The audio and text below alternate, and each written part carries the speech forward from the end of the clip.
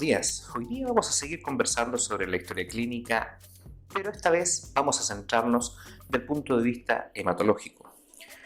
Hay que entender en el fondo que los distintos diagnósticos potenciales que hay en hematología podríamos clasificarlo en tres grandes, donde tenemos que ver distintos tipos de trastornos de la hemostasia, cuadros linfoproliferativos o relacionados con algún tipo de cáncer y aquellas que tienen algún tipo de trastorno de las líneas celulares.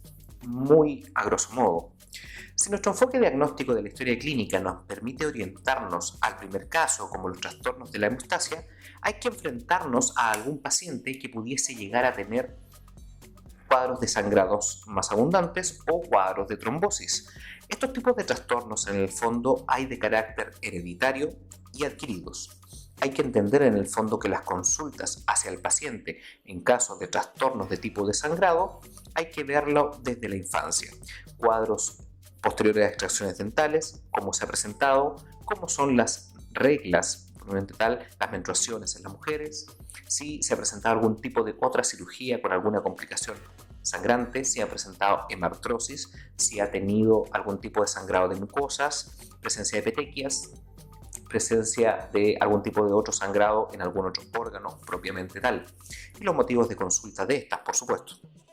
Por otro lado, en el fondo, los cuadros de trombofilia hay que pensarlos en el fondo como una trombosis sin un factor desencadenante. Y aquí tenemos la triada de Virchow, donde podemos orientarnos sobre los factores potenciales a algún factor trombótico.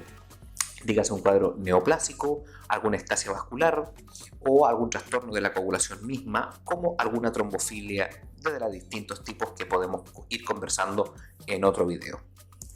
Sin embargo, hay que también tener los factores de riesgo. Si el paciente fuma, si ocupa anticonceptivo, si ocupa algún tipo de carga hormonal externa, si se encuentra con algún tipo de tumor, si el paciente tiene una inmovilidad prolongada o si el evento trombótico fue secundario a alguna cirugía. Puntos importantes a tener en cuenta, sin contar también los antecedentes familiares que pueden también llevar a dar luces de algún tipo de trombofilia.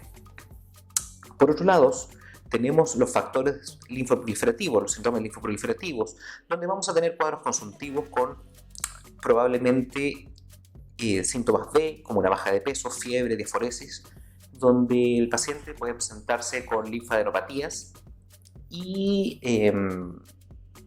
con cuadros infecciosos asociados, sangrantes, o eventos trombóticos también que pudiese llegar a presentar. Hay que entender que no todos los síndromes linfoproliferativos, estamos hablando de linfomas, podemos haber cuadros benignos como una mononucleosis también.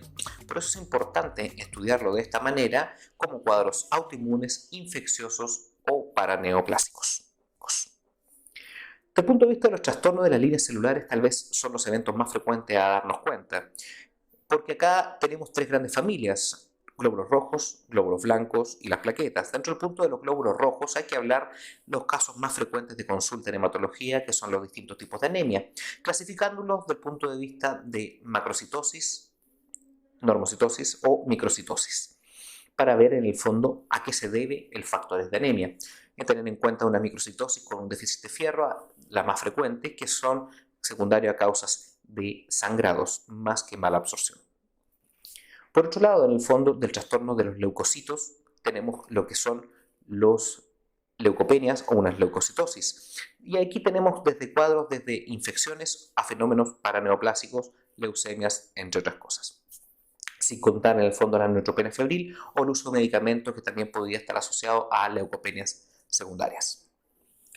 Por otro lado, en el fondo tenemos los trastornos de las plaquetas, que vamos a enfrentarnos a los trombocitosis, que pudiesen ser cuadros reactivos, por ejemplo, a una anemia ferropriva o cuadros ya más severos que son crónicos, como una trombocitosis esencial. Por el otro lado, lo que son las trombocitopenias, vamos a tener en cuenta aquellos factores como los PTI, cuadros reactivos al sangrado agudo, entre otras causas. Por eso es importante en el fondo que las historias clínicas hematológicas sean de forma completa, que vayan orientados hacia el punto propiamente tal, el motivo de consulta del paciente. Entonces, vamos a profundizar cada uno de estos puntos en siguientes videos. Por ahora, quedémonos con esto. Nos vemos pronto. No te olvides la campanita para actualizar nuestros videos minuto a minuto.